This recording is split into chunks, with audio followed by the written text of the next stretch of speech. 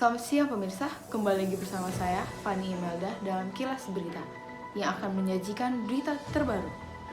Berita pertama, memungut kaos susu, seorang buruh tani dipenjara selama 5 tahun. Hasil putusan kasus pencurian kaos susu dengan hukuman 5 tahun penjara. Aspuri, seorang buruh tani, dilaporkan oleh pemilik kaos susu ke polisi dan mendapatkan ancaman 5 tahun penjara. Dalam persidangan, terungkap bahwa kaos yang diambil oleh Aspuri sudah tidak terpakai dan dibuang. Namun, pihak berwajib tetap menjatuhkan hukuman kepada Aspuri. Ia harus mendekam di dalam sel rumah tahanan Kota Serang selama 3 bulan. Berita selanjutnya, Simon Tanjaya Gunawan terbukti melakukan tindakan korupsi. Hasil putusan kasus korupsi SKK Migas dengan hukuman 5 tahun penjara. Petinggi perusahaan Kernel Oil Ltd, Simon Tanjaya Gunawan terbukti melakukan suap dan praktik korupsi di SKK Migas. Dalam kasus ini, Simon Tanjaya Gunawan menyuap Ruby Rubiandi yang merupakan anak buah dari kepala SKK Migas nonaktif dengan memberikan uang pelicin sebesar 200.000 Singapura dolar dan 900.000 US dollar. Oke, sekarang saya sedang bersama seorang mahasiswa dari Pradita University. Kita sekarang akan bertanya tentang pendapatnya. Jadi gimana nih Mas tentang pendapat dua kasus tersebut? Gimana menurut Mas? Ya kalau saya sebagai mahasiswa, saya percayalah sama keputusan hakim ya. Jadi menurut saya fair-fair aja sih. Emang ya kita ikuti saja apa yang ada yang menjadi keputusan ya. Kan ini namanya di hakim nggak mungkin sembarangan. Itu aja sih kalau dari saya. Tapi menurut Mas sendiri, Mas ngerti gitu hukum? Ya saya sendiri sih nggak ngerti, soalnya ya kebetulan saya bukan di jurusan itu ya. Jadi ya saya percaya aja lah sama mekanisme yang berjalan. Oke, makasih banyak ya Mas ya. Sekarang saya sedang berada di kawasan Penjaringan Jakarta Utara dan saya akan menanyakan tentang dua kasus tersebut. Permisi Mas, saya ganggu waktunya sebentar Mas. Iya, nggak apa-apa. Ya, gimana Mas tentang yang tadi video kasus saya tunjukin? Menurut Mas gimana? Oh, kasus yang lagi viral itu ya? Ya, benar. Nah, kalau menurut saya sih itu cukup aneh ya. Soalnya yang satu cuma nyolong kaos, tapi yang satu korupsi sampai MM-an. Kaos paling harganya berapa sih? Cuma 15.000, 20.000, itu juga kaosnya udah jelek, tapi dia dihukum 5 tahun. Yang satunya korupsi, dia sampai ber-MM ngabisin uang negara, tapi dia dihukum 5 tahun penjara juga. Gimana kalau menurut Mas? Itu parah banget sih, itu nggak adil, itu nggak ada kesetaraan hukum di Indonesia. Padahal kan di undang-undang kita sebenarnya benar sama di mata hukum, tapi kan bisa dipertimbangkan lah. Yang satu kasusnya nggak terlalu berat, walaupun iya sama-sama mencuri, itu hal yang nggak bisa dibenarkan, tapi Sama-sama dosa. iya, tapi kan ya harusnya hakim bisa pertimbangan lah. Ini cuma nyuri baju lusuh, yang satu korupsi, harusnya ya yang baju lusuh bisa diturunin lah hukumannya gitu. Itu kan berarti membuktikan di Indonesia belum ada kesetaraan hukum yang baik. Oke. Masih banyak Jadi menurut Mas kurang adil ya hukumannya ya? kurang. kurang adil. Saya curiga ada permainan di belakang ini. Oh, gitu. Saya punya firasat itu yang korupsi itu pasti dia nyogok hakimnya itu. Oh, gitu. Saya punya firasat. Saya sangat yakin firasat saya itu. Oke. Ya, makasih banyak ya Mas. Ya, Sekian berita yang dapat saya sampaikan hari ini.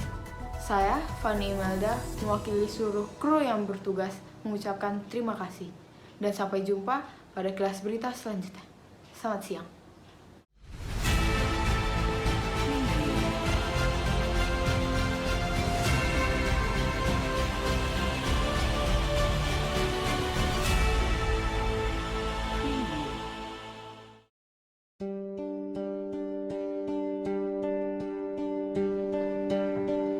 Indonesia merupakan sebuah negara hukum. Hal ini mengartikan bahwa peraturan undang-undangan mempunyai peranan yang penting di dalam negara Indonesia.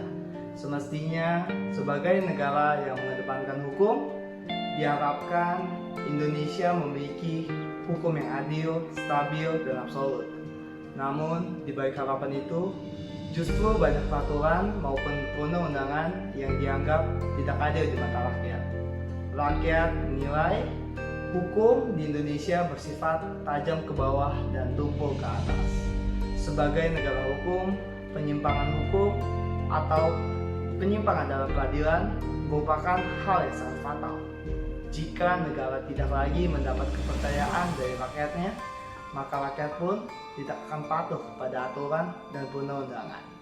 Sebagai warga negara, sepantasnya kita peduli terhadap hukum di Indonesia. Negara Indonesia adalah negara hukum. Itulah bunyi dari Amandemen Undang-Undang Dasar 1945 Pasal 1 Ayat 3. Ada 6 pokok pengatur Undang-Undang Dasar 1945 yang merefleksikan ide dasar negara hukum. Yang pertama, pemisahan kekuasaan. Yang kedua, pemerintahan berdasar undang-undang.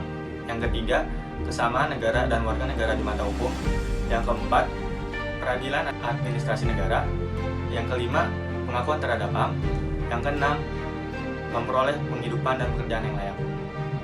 Negara hukum menurut evidensi memiliki 3 ciri penting, yaitu yang pertama, supremasi hukum atau supremacy of law. Yang kedua, kesetaraan di mata hukum atau before the law. Yang ketiga, pelindungan hak asasi manusia atau human rights protection. Dalam penyelenggaraan negara hukum, negara dan warga negara memiliki kesetaraan yang sama di mata hukum tanpa terkecuali. Persamaan kedudukan di mata hukum atau equality before the law merupakan salah satu asas penting dalam hukum modern. Dalam Amandemen Undang-Undang Dasar 1945 Pasal 27 Ayat 1 yang menyatakan bahwa segala warga negara bersamaan kedudukannya di mata hukum dan pemerintahan dan wajib menjunjung hukum dan pemerintahan itu dengan tidak ada kecualinya. Pasal tersebut merupakan landasan dalam pengakuan dan jaminan hak kesamaan warga negara dalam hukum dan pemerintahan. Seperti kasus yang sudah kita lihat dalam video, kurang adanya kesetaraan hukum dilihat dari adanya kesamaan ancaman hukuman. Padahal kerugian yang ditimbulkan sangatlah jauh berbeda. Di kasus pertama, kerugian yang ditimbulkan hanyalah setara kaus lusuh. Sedangkan di kasus kedua, melibatkan kerugian negara yang jumlahnya sangat besar. Maka perlunya penegakan hukum yang memberikan rasa keadilan bagi masyarakat. Negara Kesatuan Republik Indonesia atau biasa disebut dengan NKRI adalah negara kebangsaan modern yang pembentukannya dilandasi oleh semangat rakyatnya untuk berbangsa dan bernegara. Pembentukan NKRI melalui perjalanan sejarah yang panjang dan berbagai peristiwa. Dan peristiwa ini menandai berdirinya NKRI, yaitu peristiwa Proklamasi Kemerdekaan Republik Indonesia 17 Agustus 1945. Kesetaraan hukum di Indonesia adalah norma yang melindungi hak asasi warga negara dan kenegaraan yang mensyaratkan adanya hukum yang diberlakukan untuk setiap orang. Konsep hukum yang diterapkan di Indonesia adalah seperti peraturan dan perundang-undangan. Namun pada kenyataannya, banyak peraturan perundang-undangan yang tidak diimplementasikan. Contohnya seperti kasus yang telah disebutkan tentang pencurian, korupsi, dan penyuapan. Beberapa kasus membuktikan bahwa sanksi ganti rugi tidak sebesar kerugian negara yang dihasilkan. Beberapa kasus korupsi hanya divonis 3 tahun penjara. Hal ini termasuk ke dalam hukuman ringan. Sangat minim hukuman berat untuk koruptor sehingga meningkatnya kasus korupsi di tanah air. Beberapa masalah juga ditemukan oleh Mahkamah Agung yang menjadi ujung penanggung jawab akses menuju keadilan. Mahkamah Agung dalam upayanya memastikan rencana kerja tahun 2010 membuat cetak biru pembaruan Mahkamah Agung 2010-2013 yang memuat sejumlah permasalahan, yaitu dari penilaian Organizational Diagnostic Assessment atau yang disingkat ODA tahun 2009. Kinerja lambang keadilan tetap menjadi sorotan di berbagai kalangan, yaitu mengenai informasi proses peradilan yang tertutup, biaya perkara yang tinggi, masih sulitnya akses masyarakat miskin dan terpinggirkan, serta proses penyelesaian perkara yang dirasakan terbilang sangat lama. Ditemukan adanya bantuan hukum yang tidak memadai yang sering memihak oleh oknum penegak hukum atau ditunda pemberiannya. Bahkan beberapa kasus bantuan hukum sama sekali tidak diberikan oleh aparat penegak hukum. Pelayanan peradilan saat ini masih diikuti dengan adanya kriminalisasi, pungutan liar, biaya bicara yang tidak jelas, jadwal sidang yang tidak menentu, putusan yang tidak konsisten atau inkonsisten putusan, serta ketertutupan informasi untuk pihak luar dari luar pihak yang berperkara. Advokasi pembaruan peradilan yang dilakukan oleh masyarakat sipil belum sepenuhnya terstruktur dan menyentuh pada persoalan substansial dengan menggunakan data-data lembaga penegak hukum secara maksimal. Pelaksanaan dan hasil program-program pembaruan peradilan belum terpenuhi dan diketahui secara luar oleh publik, tapi masih terbatas pada pihak-pihak yang memberikan asistansi program pembaruan. Hakim sebagai salah satu penegak hukum memiliki peran penting dalam pelaksanaan penegakan hukum Indonesia. Untuk menghindari adanya penyalahgunaan, diperlukan pengawasan yang lebih terhadap kepatuhan pada regulasi nilai dan ajakan harus selalu dijunjung tinggi dan ditaati. Untuk membangun optimisme perlindungan kesetaraan hukum, dapat dilakukan hal-hal berikut.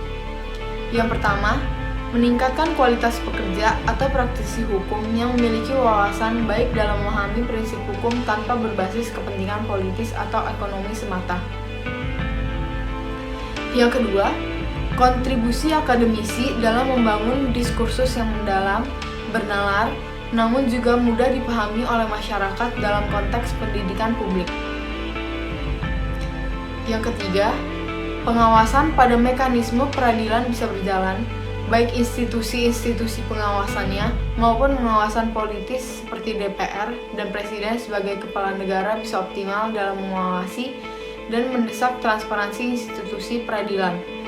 Untuk itu, penting bagi masyarakat untuk dekat dan cemas dalam proses politik yang menghasilkan kepemimpinan nasional. Kebijakan hukum pidana ini menempatkan posisi politik penguasa sebagai kunci dalam menciptakan hukum yang berkeadilan.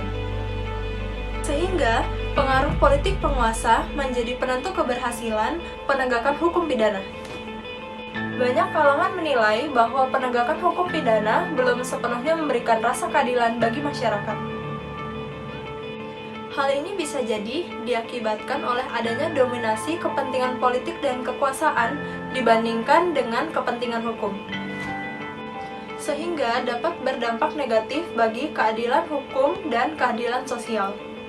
Saran dari kelompok kami adalah yang pertama, perlunya peningkatan pembinaan secara terarah, terukur, berkesinambungan, dan menyeluruh dari MA atau Mahkamah Agung atau pihak lain yang kompeten, terutama berkaitan dengan penegakan hukum pidana, khususnya dalam meningkatkan kapasitas pribadi hakim, baik dalam sisi moral maupun teknis, yudisial.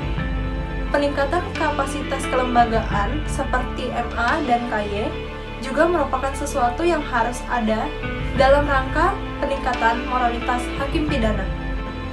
Yang kedua, perlunya peran media massa dan masyarakat dalam usaha ikut mendorong kinerja hakim, baik melalui kritik, saran, maupun tanggapan yang objektif. Yang ketiga, khusus kepada pemerintah atau penguasa, agar berhenti mengintervensi hakim dalam keputusan dan berikan kemerdekaan hakim sesuai dengan peraturan perundang-undangan. Terima kasih.